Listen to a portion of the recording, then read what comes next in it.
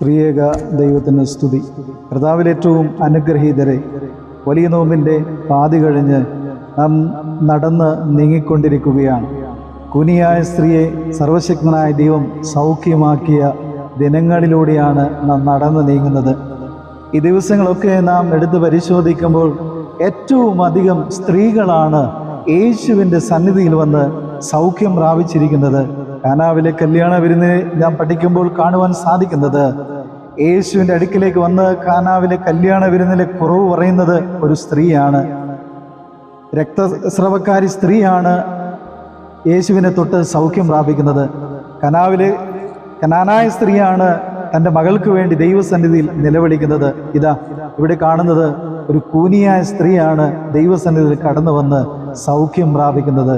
സ്ത്രീകൾക്ക് ദൈവസന്നിധിയിൽ വലിയ പ്രാധാന്യമുണ്ട്. നാം അത് മറന്നു പോകരുത്. ദൈവസന്നിധിയിൽ നിലവിളിച്ച് ദൈവാനുഗ്രഹങ്ങൾ പ്രാപിക്കുന്ന അനേക സ്ത്രീകളെ നമുക്ക് ഈ ദൈവത്തിൻ്റെ വചനം പഠിക്കുമ്പോൾ കാണുവാനായിട്ട് സാധിക്കുന്നു. ആദ്യം യേശുവിൻ്റെ കല്ലറയിൽ വന്നത് സമാധാനം പ്രാപിക്കുന്നത് ഒരു സ്ത്രീയാണ്, നമുക്കറിയാം. അതുകൊണ്ട് ദൈവമക്കളെ, പ്രത്യേകിച്ച് സ്ത്രീജനത്തോട് എനിക്ക് പറയാനായിട്ടുള്ളത്, ഈ വലിയ നോമ്പിൻ്റെ ദിനങ്ങളിലൂടെ നടന്നു പോകുമ്പോൾ നിങ്ങളായിരിക്കണം കുടുംബത്തിൻ്റെ അത്താണി എന്ന് പറയുന്നത്. നിങ്ങളായിരിക്കണം കുടുംബത്തിൽ ദൈവസന്നിധിയിൽ പ്രാർത്ഥിച്ച് കുടുംബത്തിലേക്ക് ദൈവാനുഗ്രഹങ്ങളെ ഒഴുക്കുവാനായിട്ട് ഏറ്റവും അധികം ശ്രദ്ധിക്കേണ്ടത് എന്ന് ഈ സമയത്ത് ഞാൻ ഓർമ്മപ്പെടുത്താൻ ആഗ്രഹിക്കുക. ഈ പ്രഭാതത്തിൽ എന്നെ കേൾക്കുന്ന എല്ലാ സ്ത്രീ ജനങ്ങളും ഒന്ന് ഓർക്കണം, കാനാവിലെ കല്യാണ വിരുന്നിലെ കുറവ് പറഞ്ഞത് ഒരു സ്ത്രീയാണ്. കുടുംബത്തിലെ കുറവുകളെല്ലാം ദൈവസന്നിധിയിൽ സമർപ്പിക്കേണ്ടത് അമ്മമാരാണ് എന്ന് ഞാൻ ഈ സമയത്ത് ഓർമ്മപ്പെടുത്തുക. അമ്മമാർ ദൈവസന്നിധി നിലവിളിക്കുമ്പോൾ കേൾക്കാതിരിക്കുകയില്ല. ആ ജീവിതത്തിൽ എന്ത് കുറവാണെങ്കിലും, ഏത് പ്രയാസമാണെങ്കിലും, ഏത് പ്രതിസന്ധിയാണെങ്കിലും നിലവിളിക്കുമ്പോൾ ഇറങ്ങി വരുന്ന ഒരു ദൈവമാണ് നമ്മുടെ ദൈവം. ഹാഗാർ ദൈവസന്നിധി നിലവിളിക്കുന്നത് നമുക്ക് കാണാൻ സാധിക്കും. തൻ്റെ ഭർത്താവ് ഇറക്കി വിട്ടതാണ്, മകന്റെ മരണമാണ് മുമ്പിൽ നിൽക്കുന്നത്. ഇത് രണ്ടുമാണ് ഒത്തിരി വേദനിപ്പിച്ചിട്ടുണ്ട്. എന്നാൽ അവൾക്കൊരു ബോധ്യമുണ്ട്, അബ്രഹാം നിലവിളിച്ച് ദൈവത്തിൽ നിന്നും അനുഗ്രഹം പ്രാപിച്ചത് കണ്ടിട്ടുണ്ടവൾ.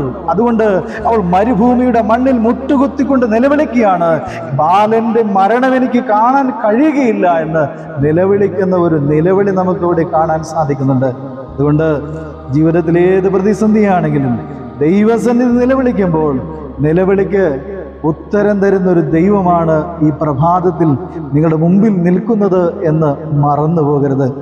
ഹന്ന ദൈവസന്നിധി നിലവിളിക്കുന്നുണ്ട്. അവൾ ദൈവസന്നിധി നിലവിളിക്കുമ്പോൾ പുരോഹിതൻ പോലും പറയുന്നത് ഇങ്ങനെയാണ്, മദ്യപിച്ചിട്ടാകുന്നുവോ നീ ദൈവസന്നിധിയിൽ ഇരിക്കുന്നത് എന്ന്. മറുപടി ഇങ്ങനെയാണ്, ഞാൻ എൻ്റെ ഹൃദയത്തിലെ വേദനകൾ, ഞാൻ എൻ്റെ ഹൃദയത്തിലെ ഭാരങ്ങൾ എൻ്റെ ദൈവത്തോട് പറയുകയാണ്. ദൈവത്തിൻ്റെ ആലയത്തിൽ നാം പോകുന്നത് നമ്മുടെ ഭാരങ്ങളെ ഇറക്കി വെക്കുവാനാണ്, നമ്മുടെ പ്രയാസങ്ങളെ ഇറക്കി വെക്കുവാനാണ്. അതുകൊണ്ട് ഈ പ്രഭാതത്തിൽ ദൈവത്തിൻ്റെ പരിശുദ്ധാത്മാവ് ഓർമ്മപ്പെടുത്തുന്നത്, അവൻ്റെ സന്നിധിയിൽ മുട്ടുമടക്കി കുടുംബത്തിലേക്ക് നന്മകൾ ഒഴുക്കുവാൻ ദൈവത്തിൻ്റെ പരിശുദ്ധാത്മാവ് നമ്മെ വിളിക്കുകയാണ്.